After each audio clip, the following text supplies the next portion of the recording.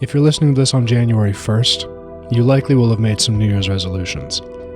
And if you found your way onto this podcast, that means you want to get it right this time. So let's get right to it. One of the most effective long-term strategies for turning New Year's resolutions into true tectonic lifestyle paradigm shifts is to start with your ideal end in mind, the ideal end goal, but start with the smallest possible iteration of that thing and then plan to gradually scale it up. One of the best metaphors to describe this is one of the oldest. It comes from the New Testament, and it's the metaphor of having faith the size of a mustard seed. Because although it's one of the smallest of seeds, the trees that grow from them are some of the most magnificent and solid. It's a very small thing that becomes something massive and immovable over time. In a similar fashion, Tim Ferriss refers to something he calls the minimum viable dose. That is to say, what's the smallest unit of action that will provide a positive result? It's sometimes referred to as brushing just one tooth. Basically, breaking your goal down into the most effortless, painless unit of measurement, and starting there to carve out both the time in your day and the mental space to fill with this new aspect of yourself. Let's use reading as an example. So you want to become a prolific reader this year. You want to read a book a week, or something like that. But the reason big readers devour books like that is because they've already been reading so long, and you don't just become a prolific reader overnight. It takes time, effort over time, right? So, sure, you may have the energy and inspiration to commit to reading 1 hour per day, say January 1st to January 14th, those first 2 weeks. Maybe you miss a day or two in the second week, but whatever, it doesn't matter. And then it gradually peters out, and with a few 3-day streaks in February, and by March, you've read maybe a couple books total, and put down the third. It's too much all at once, it's unsustainable, and it's more likely the exceptional case that will actually immediately ingrain a new lifelong habit. Most will fall away. Rinse and repeat next New Year's, right? The more dependable, more methodical way is to scale up gradually. In bodybuilding terms, this is referred to as progressive overload. You don't go from nothing to just suddenly benching 225. You start way lighter than that, and every week, every workout gets a little bit heavier. For reading, your focus gets tighter, the time spent focusing gets longer, and your reading comprehension gets faster and more comfortable. Put simply, we're committing to starting small and scaling up. Now, it's important to map this out on paper or in a Word document. Although if you're doing it digitally, then print it out later as a physical copy. The act of checking things off a list every day is a little dopamine hack that helps things along. We use every tool we can, right? Alright, so basically it's going to go like this. So you write January at the top, you write the book you're reading, and commit to it, by the way, don't change books. It's not even about the book at this point, it's about the meta habit, right? So, next write out all 31 days in the left margin, and then next to them you write 1 minute, 2 minutes, 3 minutes, like so. So January 1st, 1 minute, January 2nd, 2 minutes. You get the idea, right? So that's like a very small time frame. And if you do genuinely feel like you could do 10 minutes a day, or 5, then do that. But do it with the understanding that it's more about everything else surrounding the habit, right? It's not the minute spent reading it first, it's about all the other stuff that contributes to making that moment happen. And for the record though, I do advise literally starting with 1 minute. The 1-minuters have a greater chance of succeeding, in my opinion, than the 10-minuters, because the 10-minuters are acting on impatience, and patience is part of the real treasure that we're seeking. Remember that. Even if you give in to the temptation of starting with 10, remember that. And it'll make sense in time. So now that we're thinking, alright, just 1 minute of reading, like that's easy, anyone can do that. What's actually the value in that? Well, that impatience invariably leads to what we already covered, where that trying to carve out 1 hour immediately on day one when you're all hyped up, that can last for like a week or so, and then you black out, and then we wake up in March either angry with ourselves for not keeping the promise that we made to ourselves, or even worse, we are in a complete blissful ignorance with just a vague, unnamed frustration with ourselves that bleeds out into our everyday lives. Failure is insidious that way, and the more of those that we accumulate, the more frustrated and unfulfilled we become.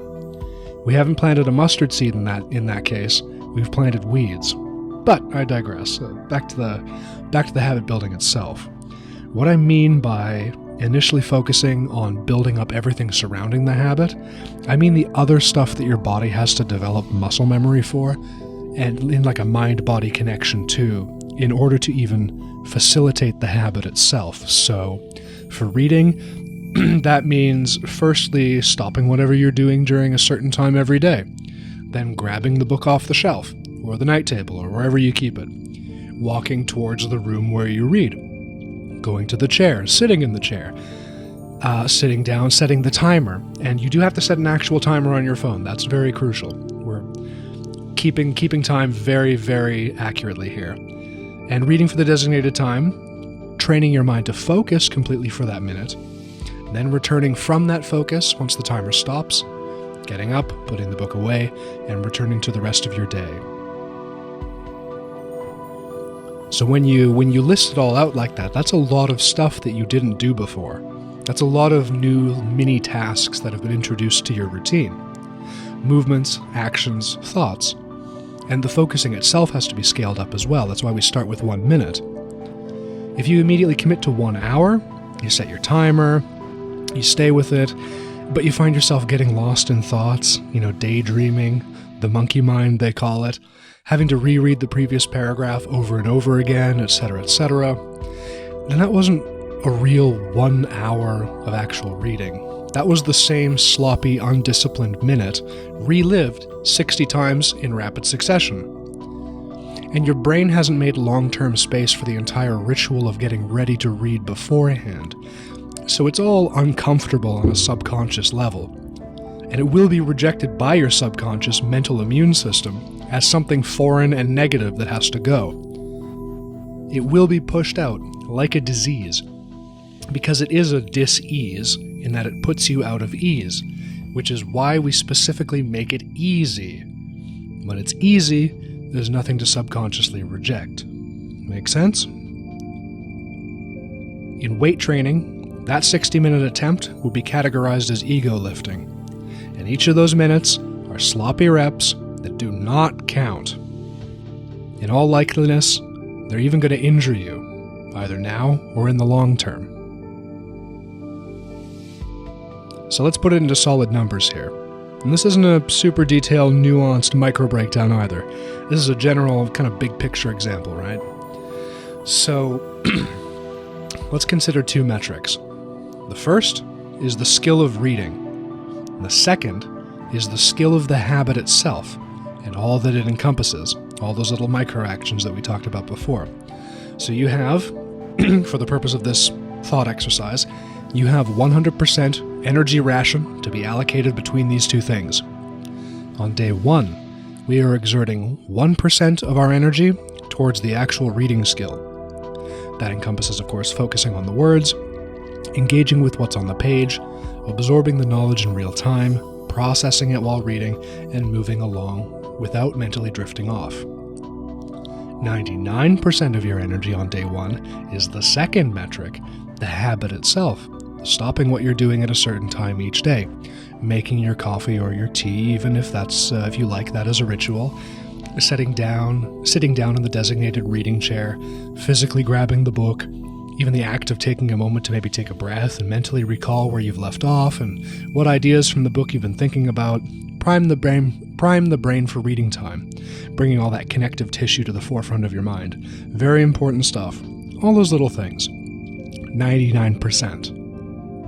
Then day 2, it's 2% reading, 98% habit. And you slowly but surely work up to 50%. And as the habit becomes second nature muscle memory, where you find yourself back in that chair every day, book and tea in hand, the same way a bird just finds itself migrating from Canada to Florida every year on autopilot. Now the rest of your reading life is spent 100% on the skill of getting better and better at reading. Faster reading speed, better active comprehension, better short and long-term memory, improved synthesis of ideas into your existing overall knowledge base.